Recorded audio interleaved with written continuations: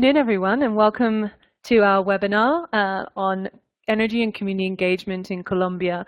My name is Alexis Arthur, and I'm the Energy Policy Associate for the Institute of the Americas. And today we're very excited to be live from Bogota instead of usually being up in San Diego. So thank you so much, everyone, for joining us. And in particular, our presenter, Fernando Benalcázar, who's Vice President for Global Implementation and Vice President for Latin America at Equitable Origin. Without further ado, let me introduce our speaker very briefly before we get into the presentation.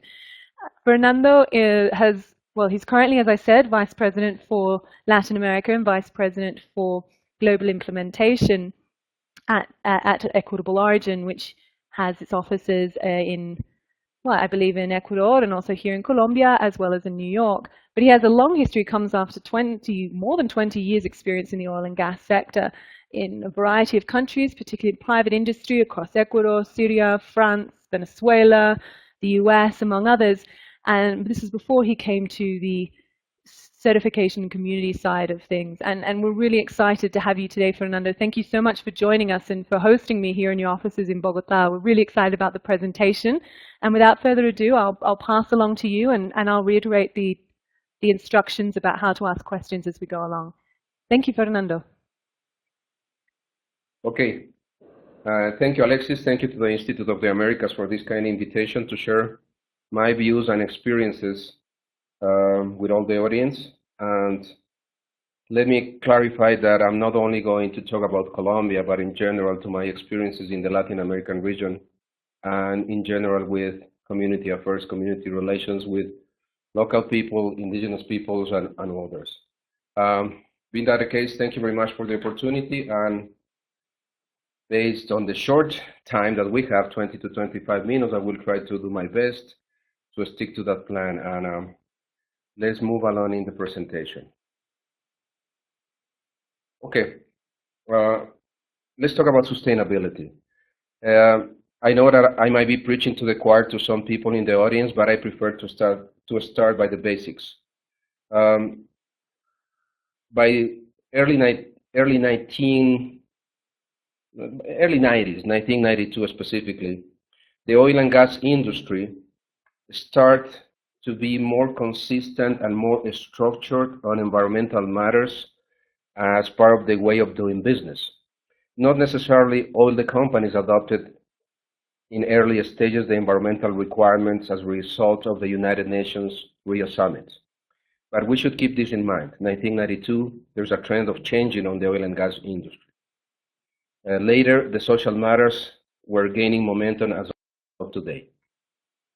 In 1987, the famous Brundtland report, where the most commonly used definition of sustainable development has spread wide, and as of today, everybody considered the most accurate one. Let's rephrase that concept of sustainable development as the development that meets the needs of the present without compromising the ability of future generations to meet their own needs. Third, it is important to highlight that sustainable development is only possible the moment that we find the balance among economic growth, environmental, and social issues. Another reality beyond the concepts that I just put on the table is that nowadays, no matter where, Colombia, South America, some places in Africa, some places in the Middle East, still have social unrest and stoppage of the operations that easily could result in thousands of dollars, hundreds of thousands of dollars being lost as part of the business disruption it brings. So that's a reality. And another one that is very important to consider is that actually in some projects or some activities going on, there is a trend of regular opposition against extractive industry, and especially to the oil and gas business because of past performance, again, not necessarily the best, and that creates certain issues. So let's get specifically on this slide. Based on this brief introduction, I believe that the oil and gas industry must take on a responsibility that goes beyond regulation. Regulations in majority of the countries are in some way limited because they are in some way static, and obviously if a company or an operator just decides to comply with the minimum requirements of the law, I can assure you from the social perspective, it is not going to be effectively managed, it's not going to be easy to manage, and the results will be really hard to reach from the operational side. Therefore, that responsibility must go hand in hand with sustainability. And sustainability within our own industry, within the oil and gas industry, sustainability within the country of operations, obviously within the sphere of influence that the company could have exclusively, and sustainability with the local communities. These are extremely important considerations that I would like to share with all of you. How to do it? I think the easiest answer is if everyone in a management position, if anyone in a supervisory role in a company could always keep in mind the most basic concept of creating local solutions to global problems, a big step forward can be taken. These global problems are as basic examples like keeping in mind that companies within the sphere of influence can be aligning with the famous Millennium Development Goals. If we just try to remember the 8 goals, we all see that there are so many synergies or areas where we can be working together.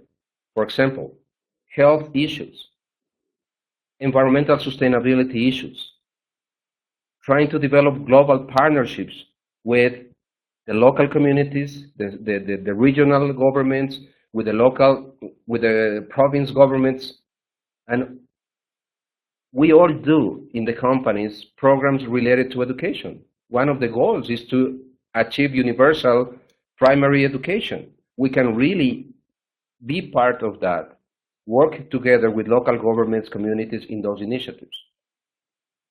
Another example of this is, again, have a better structured internal organization in order to be actively collaborating and coordinating issues with local, regional, and central governments. The most sustainable and most successful projects on community affairs are those that have been able to bring the presence of the local authority, the local government, the regional government, the company participation where we can be part of the funding required or being part of the direct interaction where the local community, the government presence, and the company participation can create that balance where we can reach sustainable development through economic growth, social and environmental matters. Other examples of problems that we can address locally are connected to the great social gap. The gap between who has and who practically has nothing, where we, through our community affairs, corporate responsibility initiatives, can easily try to minimize that existing gap. The oil industry also requires a lot of resources, and one of the resources that we potentially can impact drastically is water. So therefore, another clear example is water management and water pollution. What do we do in our projects to be more efficient, to be really proactively in managing the water resource and avoid immediate impact to the local communities? The worst thing that could happen for a company is generating water pollution, because it will have immediate implications to the surrounding inhabitants or local communities close to the projects, issues about Company image, perception, water pollution could be a real problem when you have remains of produced water, remains of oil, etc. On the same token, loss of biodiversity. For those projects being executed in extremely sensitive environments, rainforests, places where we can not manage things properly, we can really affect the loss of diversity. Loss of biodiversity could be a real problem for any company if things are not done in the proper way. On the other hand, issues connected to deforestation because of our expansion of the oil business frontier, and in other extreme cases, considerations related to desertification.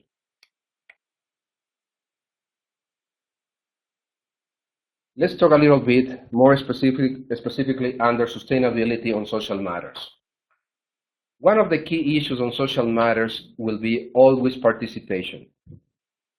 Participation is something that sometimes internally within companies creates some reluctancy from people in the operations side, even on senior management. But it is important that we really be able to explain the concept, why is a strategic engagement with the stakeholders so important? And I will try to answer in the next 5 bullets. First of all, the moment that you identify concerns and issues connected or related to the surrounding communities in one basic example or case, or with other stakeholders, and I think this is important to just make a break and clarify who are the stakeholders. By definition, stakeholders are any person, group, or organization that has interest or concern in the operations or in the operator's activities. It means the wide range of concerns issues are connected to the wide range of people having or that potentially could have concerns with our presence in any project. Once you have these issues and concerns properly identified at the initiation of the project, when I said initiation, could be even at the inception of the project, when you have the idea to start this project or start doing this new development, not necessarily when you are physically on the ground, on site. The earlier you know those concerns and you start handling them properly, the less chances for you to be facing future blockades or problems are. That connects with my second point, risk management and reduction. A basic principle, you know what you have, you assess the risks associated with that, the potential severity, impact that it can have, and what are the adequate reduction requirements of action plans to manage that risk. All these combined together have a consequence. That consequence is improving the effectiveness of your social projects. Having in place social projects doesn't necessarily mean that you have adequate results. You can have a list of social projects. If its effectiveness is not the right one, you can waste your money, you can waste your time, and therefore later on you will have community issues. Therefore, if you have done a proper analysis, reaching a better or effective level of efficiency, bringing the results expected to the local community, bringing the results expected to the social impact, will make a difference. Other consequences of not being strategically engaged with the stakeholders could be the negative impact or publicity that your company could be facing. And it has an impact on your company share price. There are hundreds of examples where companies have really faced this situation for poor management of company image associated with poor social or environmental performance. My last point on this is relevant for us to keep updated with local current regulations in every country that we operate. But it is also important to be part of understanding and knowing in advance the emerging regulations coming. The oil and gas industry, being as dynamic as it is, regularly is facing new potential activities, new potential techniques to be implemented, or things that could have higher environmental or social impact to the surrounding communities. Therefore, being part or participate in the preparation development of those emerging regulations will be another proactive step. So, in summary, it is imperative to have in mind that mapping and assessing who the stakeholders are since the inception of the project. The earlier we identify them, assess who they most relevant to start engaging with, the easier and smooth the relationships will be. Here, I want also to highlight something. One common mistake is not consider who are the stakeholders of our stakeholders. So just keep that in mind. Another relevant consideration is to take into account the stakeholders' stakeholders. Finally, when we have local communities or indigenous groups working or living or being stakeholders of our projects, I want to put on the table that we need to really differentiate them than any other stakeholder. And there are very good reasons to do that consideration. And the most relevant probably is the fact that local indigenous people have their own rights established and defined by the country constitutions. Consequence of that definition, in many cases, United Nations, for example, has created a specific declaration of the rights of indigenous peoples. Or, additionally, we should consider the International Labour Organization Convention 169, which connects the indigenous and tribal peoples' rights to. I want to be really emphatic on this. When we have local indigenous peoples, we should be prepared and in capacity to be more open, to integrate them, to approach them, understanding that they have their own rights. And that is so important to be considered. Let's talk a little bit about sustainability on environmental matters. I want to be really clear that it is not the expectation that the oil and gas industry assumes the role of the state in any possible way. But it is important that because its importance can help bring the state to the community, especially at the local level. The oil industry, in every place that I have worked, is extremely well connected. You name it, proper advisors, you name it, lobbyists, you name it, whatever you want. But we can reach the adequate contacts within the government sphere, and that is what I refer as the importance it can help bringing that to the local communities.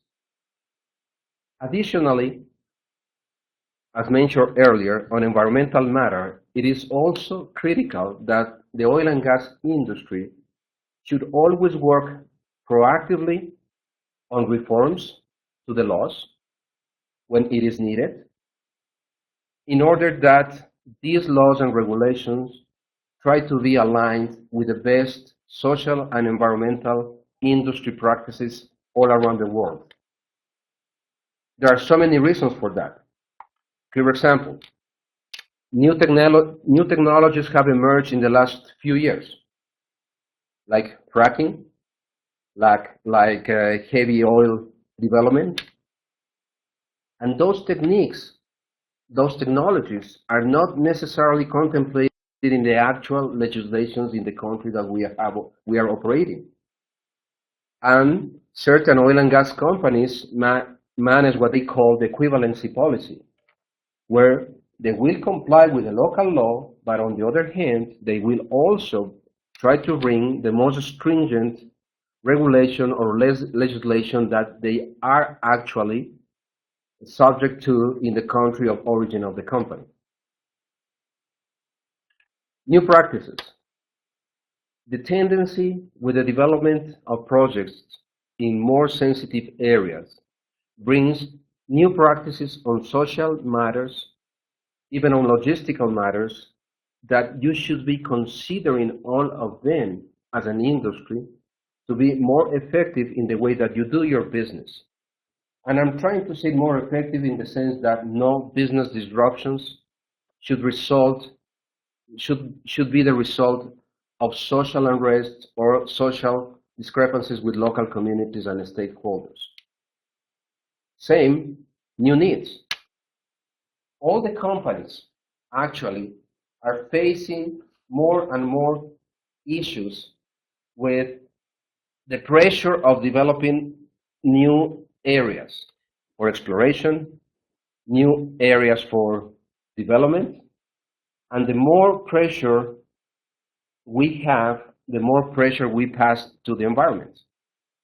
Nowadays, it's common that a lot of activities are being developed or are being tried to be developed within extremely sensitive environments such rainforest, the Amazon basin, and others. So we need to try to cope that need with regulations, with local stakeholders, and trying to make things workable to all the interested parties. The last point on environmental issues, and that is a reality everywhere, is also the presence of the state. The state must improve its regulatory function to the industry. It's not necessarily just creating laws, sometimes outdated laws or regulations. It is imperative to have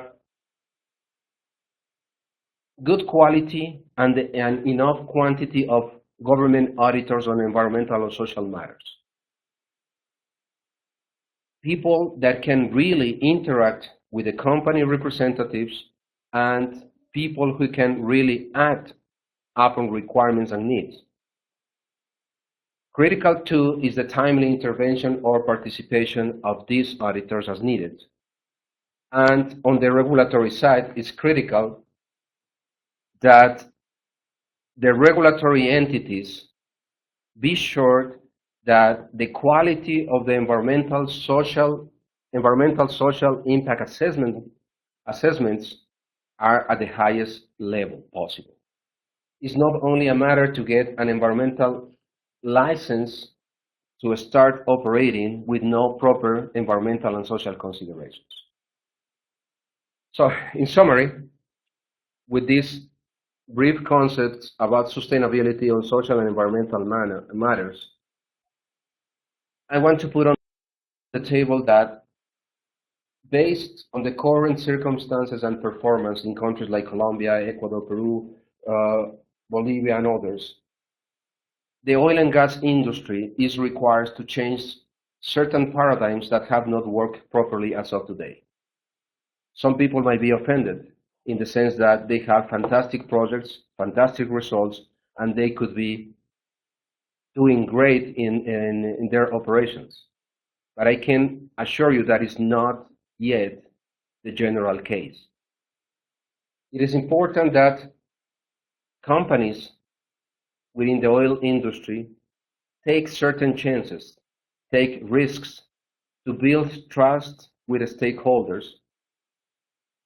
And I'm just saying take the risk to be more open and to be aligned with the needs of the company and invite the participation of key stakeholders as part of the project. Additionally, if this engagement with the stakeholders and especially with local communities is clear, frequent, appropriate, and transparent, we are going to obtain a more respectful relationship, an honest relationship with the communities and the stakeholders, and it will be perceived as a sincere and thoughtful process that will only bring positive things to the company in the future development of the projects. And in summary, ensuring that this inclusion and participation of the local communities are real and concrete. Then, as companies, we can easily continue promoting real estate population/communities industry cooperation. This will perfectly contribute to the initial concept of economic growth, environmental, social issues combined all together. And another point that I want to highlight as a conclusion is that we are in capacity to support the strengthening of the state presence in the operational sites. Again, on this issue could be a lot of controversy. Many companies can have the philosophy that we are complying with the law. Is not our role of assuming any of these activities because that is the state role. But I just want to put on the table our capacity to support that presence can facilitate and make our life easier for the operational needs. And my last point, the industry must be more accountable and the industry must be really open for scrutiny of society. How many times we said, no, it's not my problem, the community cannot see what I'm doing. Or other companies have a really open book policy where they are really proud to share the project ideas, to educate the local community, to share what they are doing. And I can assure you they have even easier projects on the social and environmental arena. And additionally, I believe that promoting certification of the company's practices with independent bodies, like many initiatives going on where you can have a third party assessing what your company is really doing on social and environmental matters, is another shift of attitude required from the industry. Another example of this is what we actually have been doing with the EO 100 standard, where it acts as an umbrella of the best practices existing in the oil and gas industry and verified by an independent certification body. So all these ideas are the ones that I wanted to share with all of you, and I really thank for your time. If you have questions, we are open on the floor. Thank you, Fernando. That was fantastic. Thank you so much. I think we all learned a lot from that. And again, I noticed a lot of people signed on during his presentation, so I just want to spend 1 minute explaining to people. Again, my name is Alexis Arthur, Energy Policy Associate at the Institute of the Americas, and I just wanted to talk about the question process. On the right-hand side of the screen, you will see a question tab, and you can type your question in there, and I will put it up on the screen like this, and then Fernando will be able to respond. So if you didn't see that at the start. And I just wanted to quickly, before I go over to questions, I want to thank our sponsors, Intercap Energy Systems and Bates White Economic Consulting, for their wonderful support of the 2014 Energy Webinar Series. So I hope people will start sending in their questions. If you're having any problems, you can also send them to me at Alexis, that's ALEXIS, at iamericas.org. But Fernando, perhaps I could take the moderator's prerogative and start off with a quick question.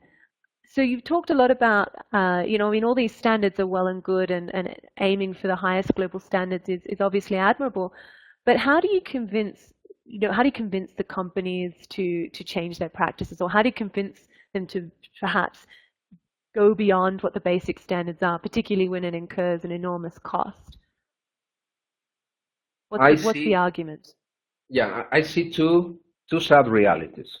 The first one, companies normally have faced already big disruption and a lot of business losses, and associated with community or environmental issues before they making that shift. That's one scenario that I not regularly see. Another scenario is certain companies, normally mid-size or junior companies, startup companies, they are more prone to have learned from others' mistakes. And on these companies, relatively it's easier to bring these best practices that the oil industry has. But sadly, normally these companies have a short lifespan, 2 or 3 years, and they will be um, bought by a larger conglomerate. So the bottom line is adopting standards is a matter of senior management, board of directors, clear delineation. What do they want to do for their investment? So that's really interesting. I just wanted to interject. I apologize. It looks like the question tab is having some problems. If you're struggling, you can use the chat tab to ask questions, or you can respond, or you can write to me directly via email, and I'll put the questions on the screen. I also wanted to remind people this is being recorded, and the presentation will also be made available to you after the webinar. So if you've had any problems, you can come back to it. But so if anyone has any questions, please, if you for some reason if you're not being able to put them in the question tab, please just use the chat tab or email them to me. I'm sure you people have questions for Fernando. This is an excellent opportunity. But while you do that, perhaps I could ask another question. Perhaps you could get a little bit more, Fernando, into the sort of responsibilities. I mean, who's really for the standards, setting the standards, ensuring the standards are met? What is the sort of responsibility, or what are the different roles for government and civil society and the industry in making this happen? Okay, the most relevant one is at the level of the government, when the government will set up the rules of the game on environmental and social matters for the specific country. That will be the basic setup, and I believe that is the minimum that that some companies will try to comply and abide with. But as I explained during my presentation, I think that is not the best way to go. Regulations sometimes are outdated or are very basic, and current technology or current practices go way beyond the local regulations. Therefore, proactiveness in bringing the best practices that the companies already have in other operations or in other countries should the way to go. Second, the internal company policy on social, environmental, corporate responsibility issues. That should be the guidance, the basic guidance for the execution of the operation in the country, independent of the legal frame. Mm-hmm. I mean, independent in the legal frame if the legal frame is not as stringent as the company practice everywhere. And the last thing is the level of education based on that company policy that you have provided to your employees. The employees, from the basic position in the field all the way up to the senior management country manager head, they should have a real interest and should be accountable for all social, environmental, corporate responsibility issues. Mm-hmm. But we're seeing an improvement, do you think? We are seeing an improvement globally and here in Colombia and in Latin America. I personally believe that the improvement is huge. Luckily, I was one of the first professionals involved on environmental and social matters since 1991. And what it was 20 plus years ago versus what it is now, it is black and white. Mm-hmm. The regulations have progressed. Stakeholder saying has always been proactively listened by some operators. And I still believe that it is a growing dynamic process where we as operators will continue learning how we can be more effective. Mm-hmm. But I believe that integrating key stakeholders in our project development will be, and it is necessarily the future for the oil and gas industry. We cannot just keep saying, oh, it's not my problem, it's the government's problem. Oh, I will call the police, I will call the army, I will call this to fix my social problems. If we have that way of thinking, we will continue facing blockades, stoppage, unhappy community, unhappy authorities, unhappy NGOs. Bottom line is we should be proactive and, as I said, change the paradigm in that regard. Okay. Well, it looks like a few questions are coming in, so let me switch over to that. We have a first question here from Felicia Graham asking about a successful example of where a community project has met these needs. And perhaps if I could add, no need to give us company names here, but could you also talk about perhaps lessons from an unsuccessful project? Yeah, I can share a couple of examples without giving company names. One in the health area. In the health area, we were able to bring by the first time ever in the remote jungles of Amazon jungles the presence of the basic vaccination programs, basic child care and maternal care activities.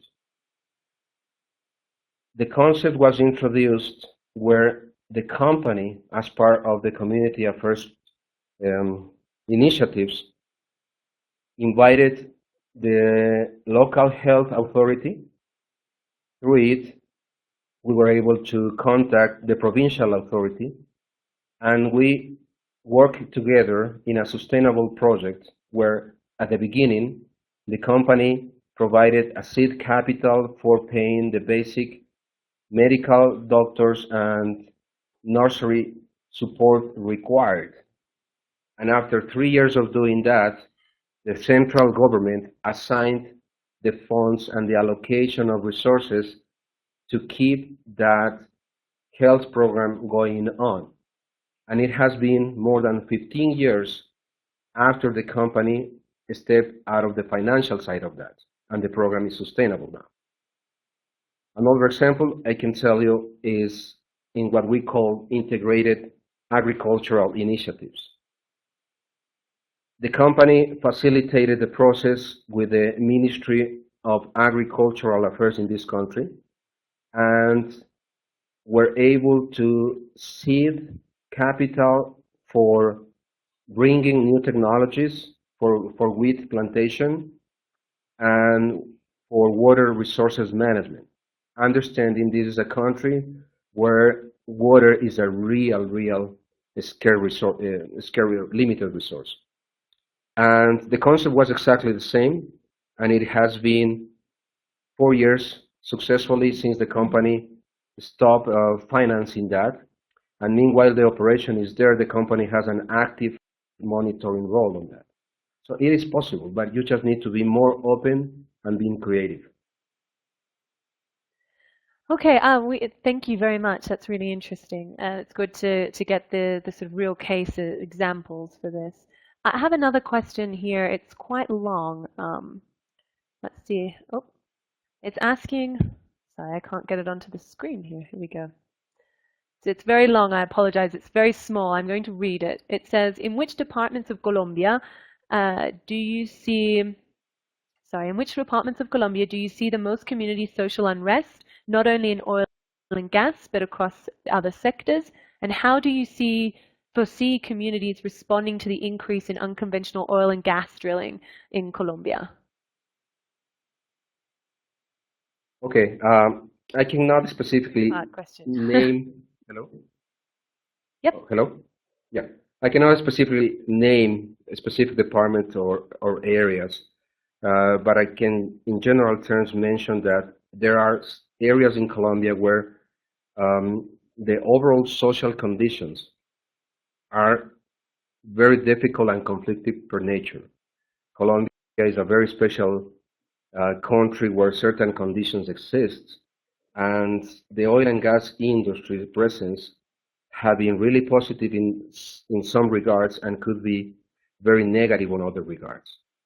There are actually some royalty issues that have contributed to the social unrest, but I think everyone in the oil industry in Colombia, from the top government level all the way down to the local communities, are trying to work out on those details.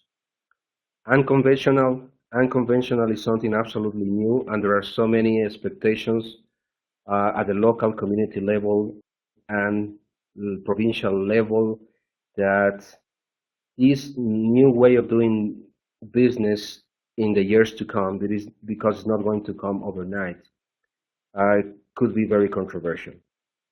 The government, through the ANH, the National Agency for Hydrocarbon, have launched a very interesting set of environmental and social regulations for unconventional, expected to be really world class. They have invested a lot of resources and money in bringing experts from the United States, from academia in the United States, from the oil industry in the United States to work on that project in a very proactive approach, and still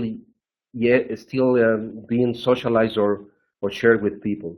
But I foresee that Colombia really requires a shift of paradigms, changing those paradigms and social matters for a sustainable future in the oil business. Thank you, everyone. Again, it looks like we don't have a lot more questions, so I was just going to I was just going to ask Fernando to wrap up maybe with a couple of closing remarks on what you think the sort of next steps are practically for Colombia. Perhaps I know you do a lot of work or have done a lot of work in Ecuador. Perhaps just the last round up with some concluding remarks on what your real recommendations are. What can places like Colombia do to easily? What's the mango bajito here?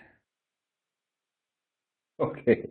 I will just highlight the last slide that I presented during the event, and probably the most relevant for me is this one: promoting real estate population industry cooperation, and that will really open what is needed: a real effective dialogue where all these components of the society can work together, understanding that the oil and gas industry obviously has a really strong potential support to have that state presence on the work site. And the second one is the industry should be more open to society scrutiny, as well as bringing best practices, best standards in place that can be verifiable, that can be certifiable by independent bodies, entities specialized to confirm that we are doing the right thing once we have engaged on a real consideration on social matters and environmental matters for our projects. Thank you so much, Fernando. That was wonderful, and thank you everybody who joined in. Apologies for the couple of glitches we had there, but thank you for persevering. I noticed a couple more questions people have. I'm sure we can get to those another time. Or you can get in touch with Equitable Origin. And I hope to see everybody at our next webinar or one of our regional roundtables. I'll be sending everyone a link to the presentation and also to the webinar recording itself. Thank you again, Fernando. It was wonderful to have you here today, and thank you so much for hosting me in your offices in Bogota. Goodbye, everybody. Thank you.